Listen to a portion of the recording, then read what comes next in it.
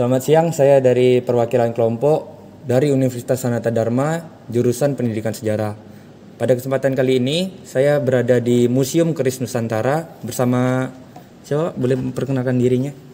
Perkenalkan, nama saya Anjang Pratama. Di sini saya menjabat sebagai staf museum, sebagai konservator Museum Keris Nusantara. Yeah. Di sini saya bersama Mas Jajang ingin menanyakan beberapa pertanyaan, Mas. Yeah. Pertanyaan pertama, siapa pendiri Museum Keris Nusantara? Jadi itu berawal dari secara sejarah awalnya ya, Mas. Jadi pada tahun 2005 di Paris, Prancis. Nah, pemerintah Indonesia itu mendapatkan kebanggaan, Mas, yaitu keris sebagaimana kebudayaan asli Indonesia itu dinyatakan oleh UNESCO menjadi benda peninggalan kebudayaan dunia secara bendawi dan non-bendawi. Nah, setelah itu pemerintah Indonesia itu nge-follow up, Mas. Jadi pengen mendirikan tempat untuk merawat dan menyimpan benda-benda peninggalan sejarah yang berguna untuk ilmu pengetahuan. Nah, akhirnya baru terrealisasi tahun 2014 itu mulai pembangunan museum kita. Setelah itu diresmikan pada tanggal 9 Agustus tahun 2017. Jadi Museum Keris di sini merupakan tempat untuk merawat dan menyimpan dan mengembangkan benda-benda peninggalan sejarah yang berguna untuk ilmu pengetahuan. Nah, seperti itu, Mas. Oh, oke, Mas. Terima. Untuk pertanyaan nomor 2, bagaimana asal-usul didirikannya Museum Keris Nusantara? Jadi memang nggak dipungkiri, Mas, awalnya itu setelah sertifikasi UNESCO itu pemerintah kota Solo itu sebenarnya excited, Mas. Excited banget pengen, wah ini harus dibuatin lah tempat untuk media, untuk selain edukasi dan untuk pariwisata. Selain itu juga tempat untuk media teman-teman dari akademisi bisa implementasi kebudayaan Nusantara. Nah, setelah itu kan waktu itu pemerintah Kota Surakarta dibantu Kementerian Pendidikan dan Kebudayaan itu membuat sosialisasi ke seluruh Indonesia, Mas. Nah, untuk siapa masyarakat yang pengen menghibahkan pusakanya. Nah, pusaka-pusaka yang di sini. Nah, terus itu setelah itu tahun berapa ya? Aku lupa, Mas. Pokoknya itu ada tenggat 3 tahun disimpan di rumah dinas Wali Kota Surakarta. Jadi ketika barang datang itu diidentifikasi, analisis hingga dikonservasi agar layak pajang. Setelah itu disimpan di mana? Rumah Wali Kota. Nah, itu, Mas. Setelah itu pada tahun berapa ya? Sekitar 2016-an lah, Mas. 2015-16 baru semua artefak ditaruh di sini. Nah, seperti itu. Nggak hanya hibahan. Jadi nggak hanya hibahan, ada juga keris-keris sitaan dari Bandara Soekarno-Hatta. Jadi dia mau dibawa keluar ke Indonesia, ketangkep dulu lah terus ditaruh di sini. Selain itu juga ada hibahan-hibahan dari rakyat biasa. Terus tokoh-tokoh Indonesia seperti Bapak Fadlizon, terus mantan Dirjen PT KAI, Pak Samsu Rizal, banyak, Mas, dan lain-lain. Nah, seperti itu. Jadi memang dulunya prosesnya itu nggak langsung taruh sini, tapi berarti melewati proses panjang. Ya, Mas, disimpan dulu, kita analisis, identifikasi hingga ditaruh di museum ini. Seperti itu. Terus pertanyaan nomor 3 nih, Mas. Dari mana saja benda-benda peninggalan sejarah di museum ini? Nah, ada juga selain hibahan tadi kan, ada juga keris-keris sitaan bandara. Terus ada juga keris koleksi-koleksi itu hibahan dari masyarakat jelata. Jadi kita nggak memberi patokan, oh ini harus artefak apa, enggak. Tapi kita selama dia pusaka-pusaka ini memenuhi kaidah-kaidah keris atau format keris. Jadi keris itu harus jadi koleksi yang dibahkan di sini.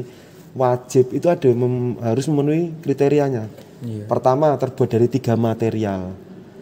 Nah, baja, besi, nikel. Karena apa, Mas? Itu adalah ciri khas Indonesia. Dari besi sebenarnya kita bisa melihat tingkat peradaban masyarakat kita.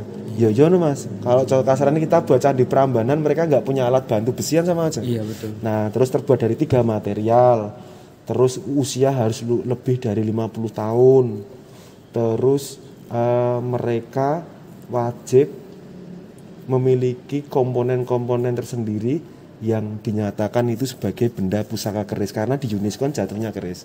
Jadi banyak banget Mas hibah dari banyak beragam masyarakat. Berarti dari masyarakat tersebut yang menggibahkan untuk keris ini berarti ada arkeologinya sendiri. Oh ada Mas, jadi semua ini ketika pusaka itu dihibahkan di sini, mereka itu kan langsung dibuatin MOU, yaitu Undang-Undang Perlindungan Cagar Budaya.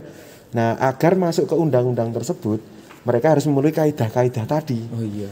Nah, soalnya apa? Ya, contohnya yang paling ketara itu adalah mereka harus terbuat dari 3 material.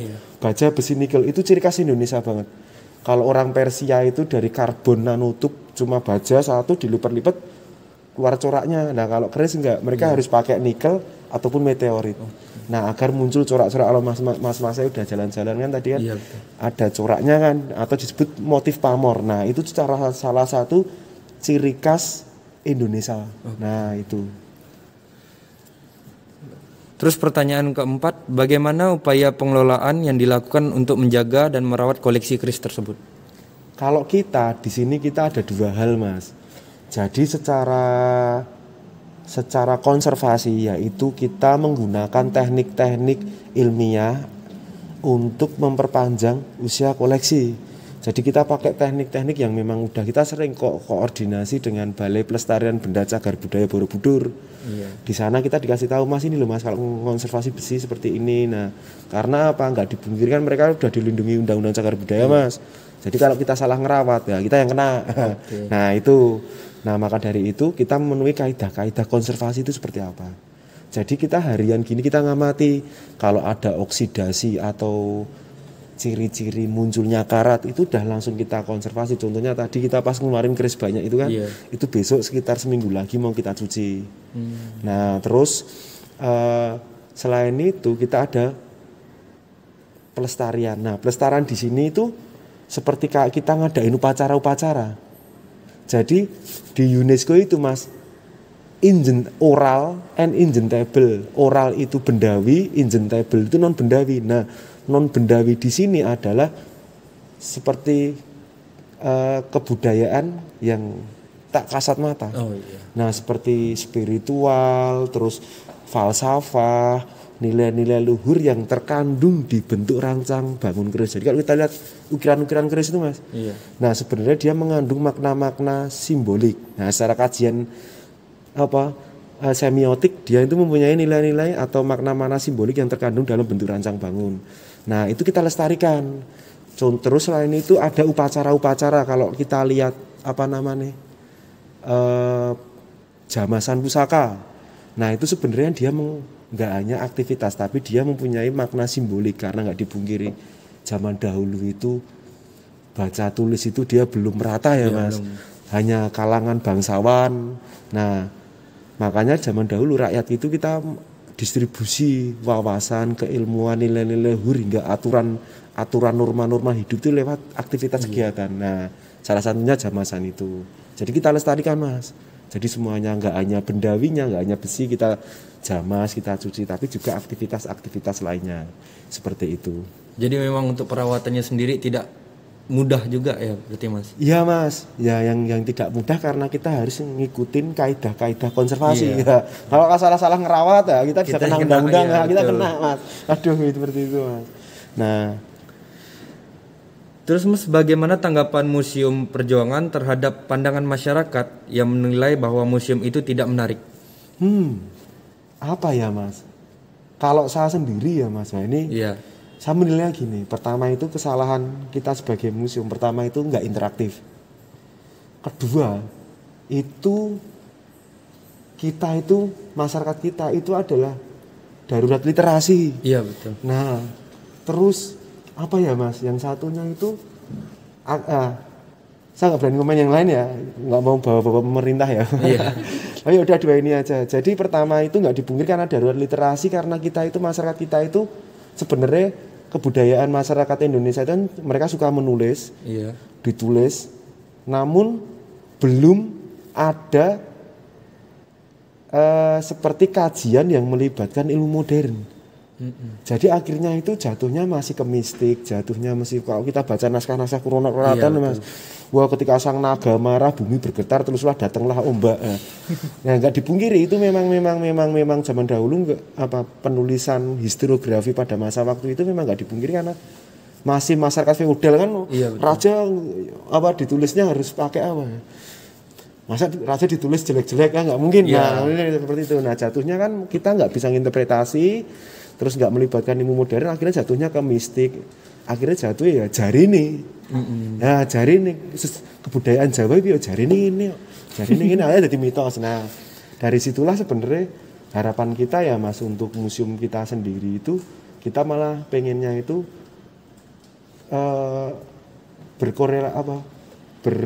bersinergi dengan akademisi karena nggak dipungkiri era sekarang itu masyarakat modern dengan kemudahan akses sebenarnya bisa menjadi teman sohib museum lah untuk bersinergi mengembangkan kebudayaan karena nggak dipungkiri apa ya istilahnya ini Mas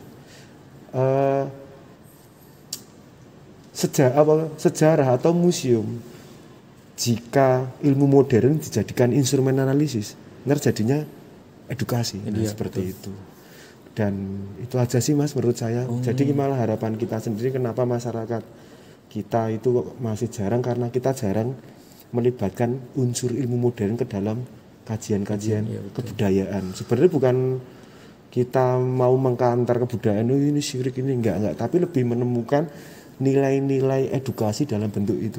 Karena enggak dipungkiri zaman dahulu kan masyarakat kita kan belum ada ilmu modern Mas. Cuma mereka tahu ada kekuatan dalam bentuk ini. Ketika orang itu di bawah pohon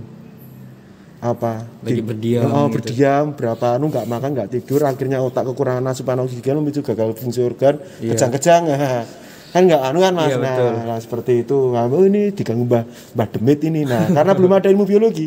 Nah, contohnya seperti itu. Jadi museum itu menarik ketika melibatkan ilmu modern Mas. Dan interaktif. Makanya di sini kan kita tadi kan banyak pusaka kita taruh luar harapannya pengunjung itu biar bisa megang langsung. Jadi kalau saya sendiri kenapa museum itu nggak berkembang ya itu tadi sih Mas. Menurut saya dua aspek itu sih. Bahwa seni sama nggak ada ilmu modernnya gitu. Ya udah untuk wawancaranya cukup sampai di sini dan untuk penutupnya mungkin ada pesan-pesan dari Masnya untuk anak muda. Gimana? Ya gini ya apa ya. Kalau pesan saya sih pokoknya untuk teman-teman kaula muda sih jangan pernah takut dengan peninggalan nenek moyang karena apa nggak mungkin nenek moyang itu buat sesuatu yang bakal mencelakai anak cucunya. Iya betul. Bener ya seperti itu. Untuk penutup kita berterima kasih kepada Mas Jajang telah memberikan waktunya dan kesempatannya untuk kita wawancara. Sekian dari kelompok kami, terima kasih.